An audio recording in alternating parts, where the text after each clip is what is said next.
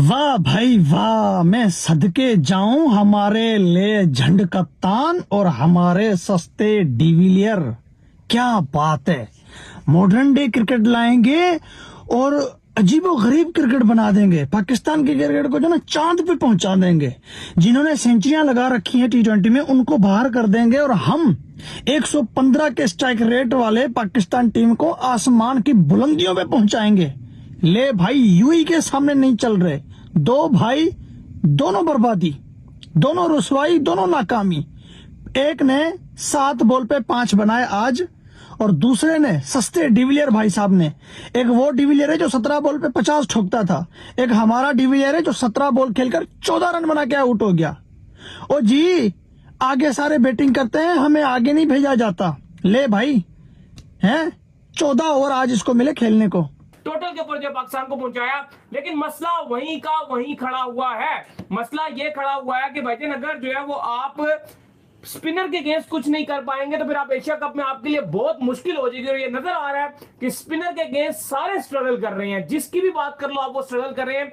नवाज इतनी ज्यादा बॉलें खेल के थे, शुक्र एंड में उन्होंने कुछ पेसर के अगेंस्ट रिकवरी करके थी 19वें ओवर में, लेकिन स्पिनर को मारना बहुत दाऊद साहब इनके लिए मुश्किल हुआ है।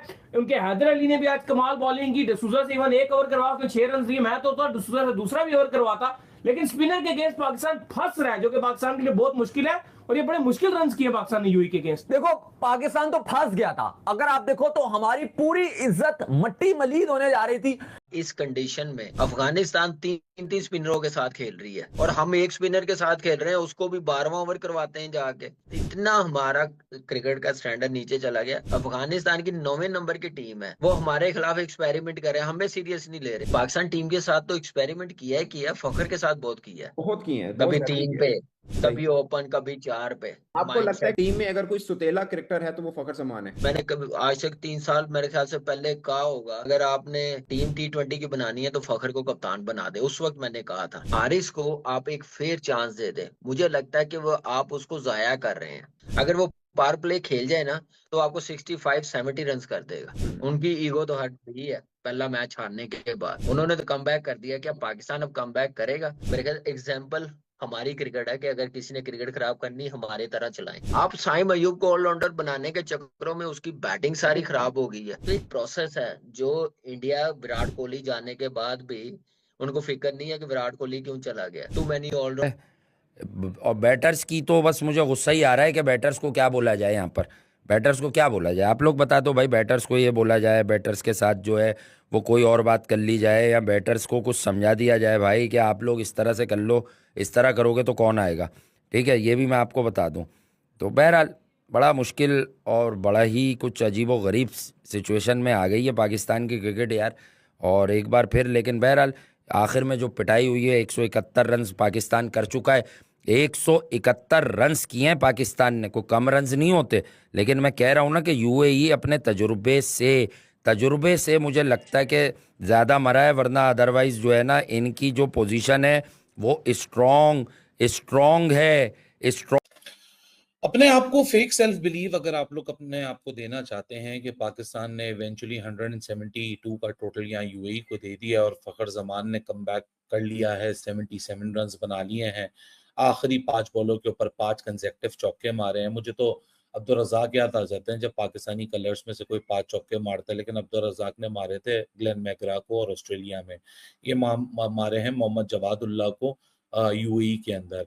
यूएई वालों ने बड़ी मेहरबानी की पाकिस्तान के ऊपर कि आखिरी 3 ओवर में जो उन्होंने 17 ओवर तक किया तो उसको बर्बाद कर दिया, क्योंकि यही पाकिस्तान टीम जिन्होंने 172 का टोटल दिया है, ये 17वें ओवर के एंड में 118 के ऊपर खड़ी थी। फिर उसके बाद 3 ओवर ऐसे आए कि पाकिस्तान का जो आगे और पीछे जितने मामला थे उसको वो कैमोफ्लाज करके चले गए।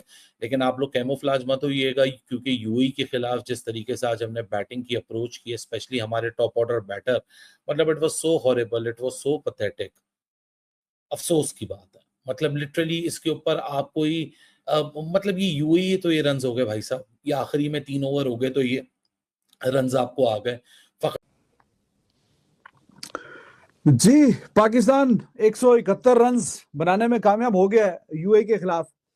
और सिर्फ ये यूएई की फील्डिंग और उनका एंड के 2-3 ओवरों में जो इनएक्सपीरियंस है, जो बॉलिंग का ज़ाहिर है कि उनका इतना अच्छा तजुर्बा नहीं है, तो आखिरी 2 ओवरों में तो तकरीबन 50 रन ही बन गए हैं। 20 एक ओवर में और 25 कोई एक ओवर्स में, तो 45 2 ओवरों में, आखिरी 4 ओवरों में 75 रन पाकिस्तान ने निकाल लिए। तो फिर जाके 171 पे कहानी खत्म हुई है। और इसमें फॉल्ट है उनकी, खास करके फील्डिंग का, क्योंकि वो हैदर अली लड़का बहुत अच्छी बॉलिंग करवा रहा था। वो हैदर अली ने अपॉर्चुनिटी क्रिएट करवाई, नवाज का भी कैच सीधा हाथों से छोड़ा और फखर जमान का कैच भी सीधा सीधा हाथों से छोड़ा। तो जब आप कैच छोड़ेंगे तो फिर आपको चौके भी लगेंगे, फिर छक्के भी लगेंगे। तो वो जो 2 अपॉर्चुनिटीज थी ना उनके पास, वो उन्होंने बहुत ज्यादा मतलब बड़ी अपॉर्चुनिटीज थी जो मिस की थी। नवाज का कैच है फखर जमान का, और एंड पे खैर दोनों ने ही भरपूर 19वें ओवर में नवाज ने अच्छे 3 चौके 1 छक्का, और आखिरी ओवर में फिर जनाब फखर जमान साहब ने 5 गेंदों पे 5 चौके मारे हैं। और आप देखिए फील्ड कहां पे है, बॉलिंग कहां पे हो रही है, उन बेचारों को कोई एंड पे समझ ही नहीं आई 2 ओवरों में। 10 ओवर मिले थे इसको, कुछ नहीं कर सका। इस मैच में 14 ओवर मिले इसको खेलने को, फिर भी कुछ ना कर सका। अरे तुम इतने बड़े कैसे हो गए जो बड़े खिलाड़ियों के ऊपर तनकीद करने लगे? ये है फुरकान भट्टी की फेवरेट टीम, ये है उन लोगों की फेवरेट टीम जिन लोगों को बाबर पसंद नहीं था, जिन लोगों को लगता था कि बाबर स्लो खेलता है। अरे लास्ट के 12 टी20 मैच में आपके इस लेजेंड कप्तान ने 171 बॉल के ऊपर 192 रन किए हैं, और लास्ट के 10 टी20 मैच में आपके इस सस्ते डिविलियर ने कोई 64-65 बॉल के ऊपर 55-56 रन किए हैं। ये क्या कर रहे हैं भाई? वो तो एक आधे मैच में चलो सिचुएशन को देख के स्लो खेल जाता था, ये तो 10-10 15-15 मैचेस में गंद कर रहे हैं। तो भाई यूएई के सामने हमारा लेजेंड कप्तान और लेजेंड हमारा सस्ता डिविलियर दोनों फ्लॉप। थोड़ा तफसील से बात आज होगी, नाक कटी है, बड़ी जोर से कटी है। जैक एलिस जैसा जो है उसके अंदर स्किल है, फ्लिंटॉफ जैसा उसका पेस है, इमरान खान जैसा उसका माइंडसेट है, बेहतरीन और दुनिया का नंबर 1 ऑलराउंडर है, मैंने ये मान लिया। चलो अब मुझे आप बताओ कि रेस्ट पॉलिसी है ना सब पे इंप्लीमेंट हो रही है, फाइन पे नहीं हो रही। क्यों नहीं हो रही? इसका चलो मैंने मान लिया ना वो बेस्ट ऑलराउंडर है, वो दुनिया का नंबर 1 ऑलराउंडर है, नहीं आप बिठा सकते। लेकिन मुझे बताओ अगर रेस्ट पॉलिसी सब पे इंप्लीमेंट होती है तो फहीम के ऊपर रेस्ट पॉलिसी क्यों इंप्लीमेंट नहीं होती? आज तो बैटिंग ही नहीं करवाई आपने, मुझे इसका जवाब दे दो ना कि रेस्ट पॉलिसी उस पर क्यों नहीं इंप्लीमेंट होती। मतलब आपका रूल किसी और के लिए कुछ और है कि किसी और के लिए कुछ और है। वही बात है कि मेरा कुत्ता कुत्ता, आपका कुत्ता टॉमी, ये वाला आपने हिसाब बनाया हुआ खाली हमारे साथ। What a display of so-called modern day cricket today and 200 strike rates. No one call this selfish expect for a specific category players player right. देखें बिल्कुल भाई बात होनी चाहिए ज़िशान, आप बिल्कुल ठीक कह रहे हैं। मैं भी आज यही देख रहा था कि जो बड़ी मॉडर्न डे चल रहा होता है, लेकिन आज काफी टुक जो है पाकिस्तान के प्लेयर्स ने किया, बट एंड में रिकवरी बहुत अच्छी की। ज़िशान ये जो है ना मेन चीज होती है कि हम जो हमारे जो पुराने प्लेयर थे जिनके वजह से आप बात कर रहे होते हो, वो रिकवरी नहीं करके देते थे। अब अगर देखो फखर जमान पूरे 20 ओवर खेल गया ना, या तो आउट हो जाता, अगर खेल गया तो रिकवरी कर गया। नवाज पॉइंट ऑफ कंटेंशन नहीं बनाता कि नहीं जी कैचेस ड्रॉप होने की वजह से सब कुछ हुआ।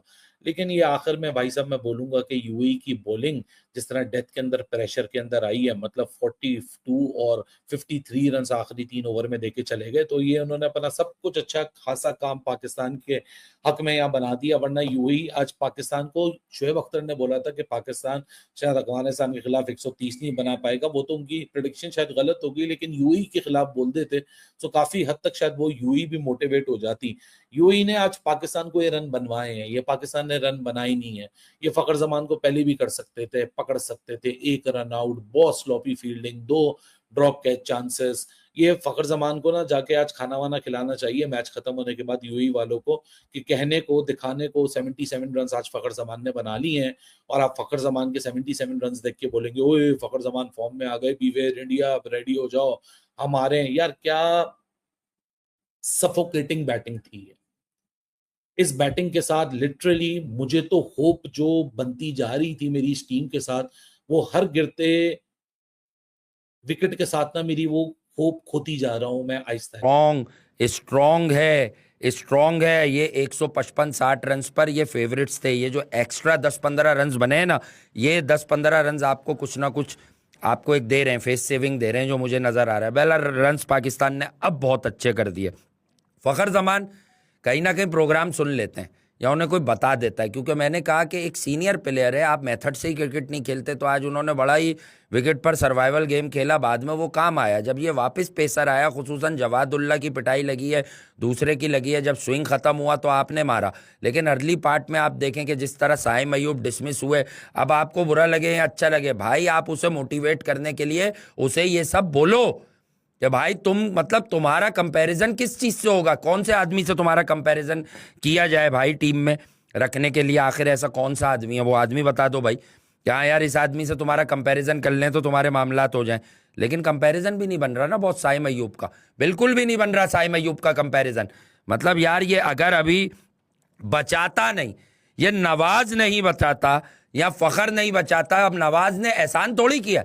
नवाज अगर यूएई को यूएई में खड़े होकर नहीं मारेगा तो किसको मारेगा? शुरू में बचाए